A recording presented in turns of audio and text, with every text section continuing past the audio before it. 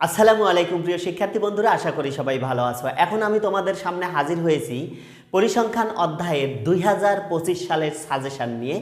এই সাজেশানে আমি তোমাদেরকে দেখিয়ে দেব যে কোন অঙ্কগুলো গুরুত্বপূর্ণ, অর্থাৎ ক খ গ প্রতিটা আলাদা আলাদা করে তোমাদেরকে সাজেশান দিয়ে দেব।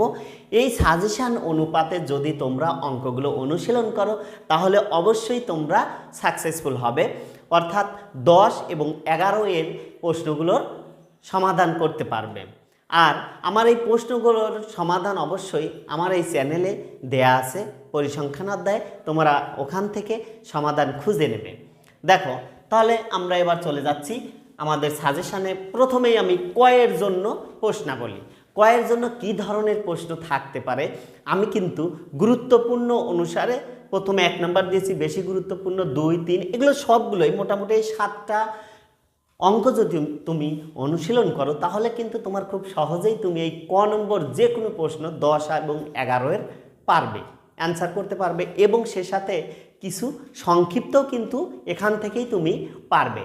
দেখো, প্রথম নম্বর অঙ্ক দেওয়া আছে 20, 30, 25, 27, 32, 26 এর মধ্যক নির্ণয় করো, এবং দ্বিতীয় অঙ্কটি দেওয়া আছে 6, 7, 1, 9, 4 এর মধ্যক নির্ণয় করো। এখানে কিন্তু দুটি একই অঙ্ক, তাহলে আমি দুটো 1 এবং 2 নাম্বার করলাম কেন? এই জন্য করলাম কারণ প্রথমটা হলো জোর উপাত্ত, উপাত্তগুলো ছিল জোর। দেখো 1, 2, 3, 4, 5, 6টা উপাত্ত মানে জোর উপাত্ত, জোর উপাত্তের মধ্যকের সূত্র করতে হবে। এবার 2 নম্বরে এসে 1, 2, 3, 4, 5, এখানে কিন্তু 5টি উপাত্ত আছে, তাহলে এইটা হবে কি বিজোড় উপাত্তের সূত্রের অনুসারে করতে হবে, অর্থাৎ অবিন্যস্ত উপাত্তের যে দুটি সূত্র আছে, একটা জোড় এবং আর একটা বিজোড় উপাত্তের, এই দুটি অঙ্ক একটা জোড় উপাত্তের এবং আর একটি বিজোড় উপাত্তের সূত্র দিয়ে করতে হবে।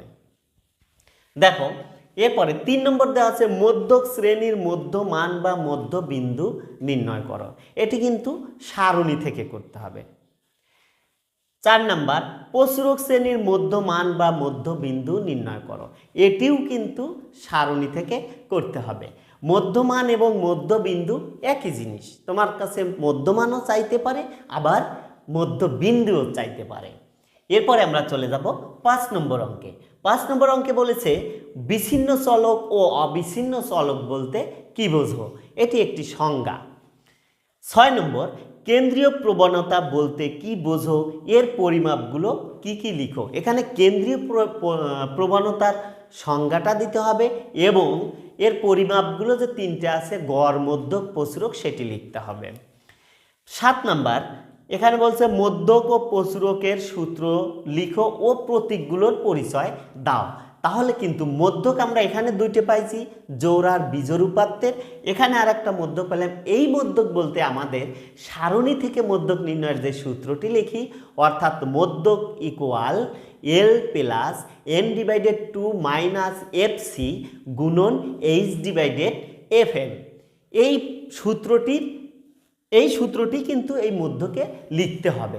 লেখার পরে যে অক্ষরগুলো আছে সেই অক্ষরগুলোর পরিচয় দিতে হবে, যেমন এল কি, এন কি, এফসি কি, এইচ কি, এফএম কি, এইগুলোর পরিচয় দিতে হবে।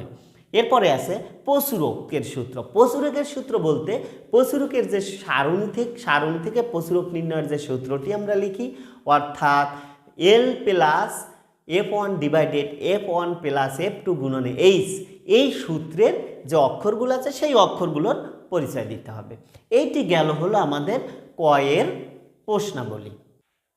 প্রিয় শিক্ষার্থী, এখন আমি তোমাদেরকে দেখিয়ে দেবো যে ক্ষয়ের যে গুরুত্বপূর্ণ প্রশ্ন সেই প্রশ্নগুলো আমি দেখাবো। দেখো, ক্ষয়ের জন্য প্রশ্নাবলী 1 নম্বরে আমি লিখব সংক্ষিপ্ত পদ্ধতিতে গড় নির্ণয় করো। সংক্ষিপ্ত পদ্ধতিতে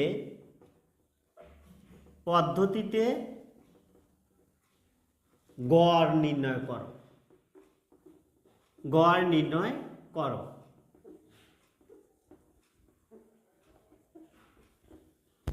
এবং 2 হলো মধ্যক নির্ণয় করো। মধ্যক নির্ণয় করো। আবার বলতে পারে যে সারণী থেকে মধ্যক নির্ণয় করো, একই জিনিস। এবং 3 হলো প্রচুরক নির্ণয় করো। এইগুলো হলো ক্ষয়ের প্রশ্ন, প্রচুরক নির্ণয় করো। এখন দেখো এই সংক্ষিপ্ত পদ্ধতিতে গড় নির্ণয় করো, এইটি সবচেয়ে বেশি ইম্পর্টেন্ট এবং দেখা যায় হয় 10 না 11 একটাতে থাকবেই। এবং 2 নম্বর মধ্যক নির্ণয় করো, হয় একটাতে যদি সংক্ষিপ্ত থাকে আর একটাতে মধ্যক বা প্রচুরক থাকবে। এই 3টি প্রশ্ন যদি আমরা সমাধান করি তাহলেই কিন্তু আমরা ক্ষয়ের অ্যান্সার করতে পারবো। এখন আমি গটাতে কি থাকবে, তাহলে আমি লিখব গয়ের জন্য প্রশ্নাবলী।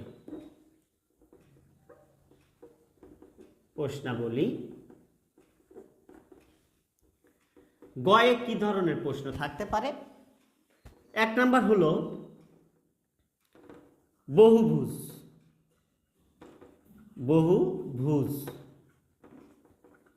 বহুভুজ লেখচিত্র অঙ্কন করো। লেখচিত্র অঙ্কন করো।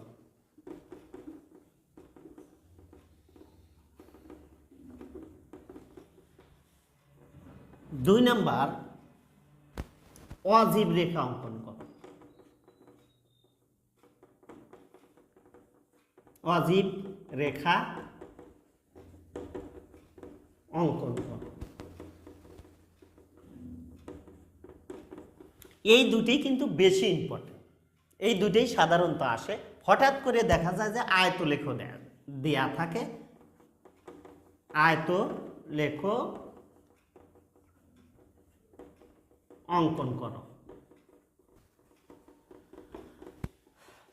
তাহলে এই বহুভুজ এবং অজীব রেখা এই দুটোই কিন্তু বেশি থাকে এবং মাঝে মাঝে দেখা যায় আয়তলেখ অঙ্কন করো, এটাও অনেক সময় দেয়। তাহলে আমরা এই বহুভুজ এবং অজীব রেখা এই দুইটা খুব জোর তাগিদ দিয়ে আমরা করব। ঠিক আছে, এইটি ছিল আমাদের 2025 সালের পরিসংখ্যান অধ্যায়ের সাজেশন। এই অঙ্কগুলো যদি তোমরা সমাধান করো তাহলে অবশ্যই 10 এবং 11 দুটো অঙ্কই তোমরা সম্পূর্ণরূপে অ্যান্সার করতে পারবে। অর্থাৎ এই 10 এবং 11 কিন্তু একটি অঙ্ক দিতে হবে, একাধিক অঙ্ক তো দেওয়ার প্রয়োজন নেই, হয় 10 দিতে হবে নয় 11 দিতে হবে। ঠিক আছে প্রিয় শিক্ষার্থী, সবাই ভালো থেকো, সুস্থ থেকো, আল্লাহ হাফেজ।